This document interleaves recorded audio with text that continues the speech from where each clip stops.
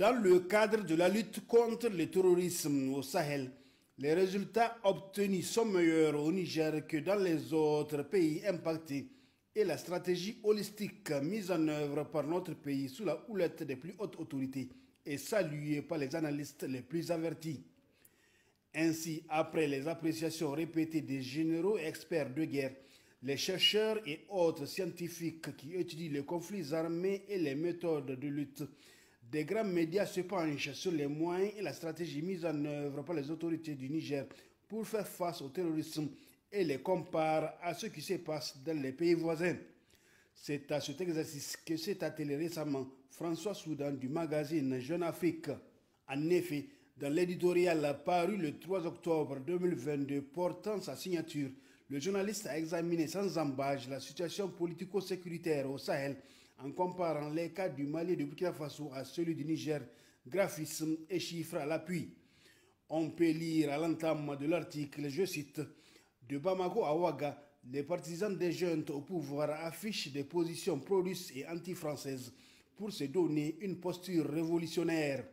bien commode quand on tente, comme Abdoulaye Mega devant l'ONU, de masquer un échec politico-sécuritaire. » Fin de citation. François Soudan est parti du discours prononcé le 24 septembre 2022 à la tribune des Nations Unies par le colonel Premier ministre par intérim du Mali qu'il considère comme une quête de légitimation par la surenchère,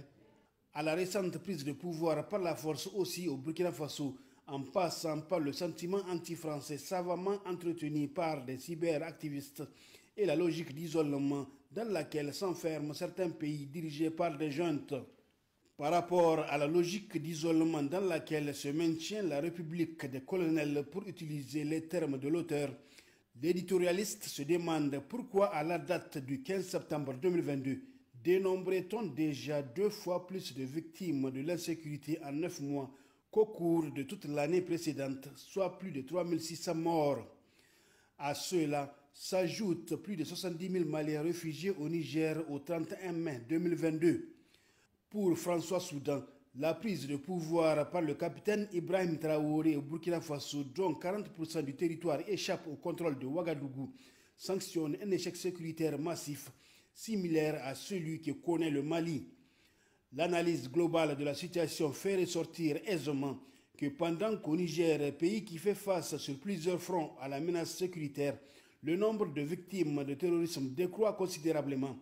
Il augmente de façon exponentielle au Mali et au Burkina Faso, ce qui prouve à suffisance qu'au Niger, la stratégie mise en place par l'État est efficace et porte ses fruits. Contrairement à nos 2 voisins qui, au fil du temps, ne font que s'enliser dans la crise. Preuve en est que la solution au terrorisme n'est ni les coups d'État, encore moins les discours populistes, souverainistes, utopiques, pro-russes et anti-français, mais des institutions démocratiques fortes, une armée bien formée et bien équipée, un cadre de dialogue avec les communautés, une coopération militaire bien assumée et réfléchie avec les partenaires et un programme de développement des zones impactées notamment.